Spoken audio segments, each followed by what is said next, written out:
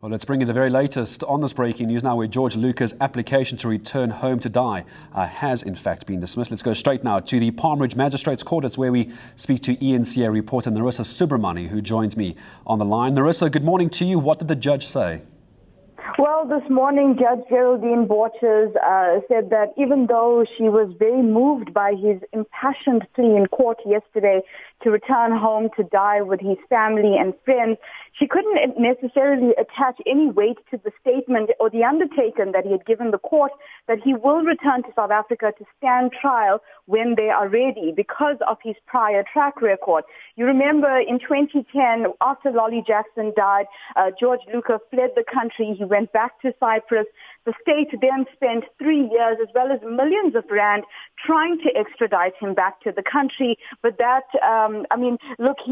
he said at the time that the reason why he had fought off the extradition was because South African officials couldn't guarantee his safety. But Judge Borchers saying despite being moved by his plea, she couldn't necessarily, grant him that right to go home without also jeopardizing the state's case and not giving them an adequate chance to prosecute come October. Of course, there's also the question as to whether he will survive by that time. What happens legally next? Any grounds for George Louca and his team to come forward with some kind of rebuttal?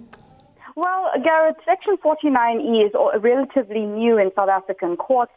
Borchers herself admitted that there isn't necessarily a direction in terms of how to put forward this matter in court as well as judge on it. And this application was, of course, brought by Correctional Services. So his lawyer did allude to looking at other options in trying to get him home on time.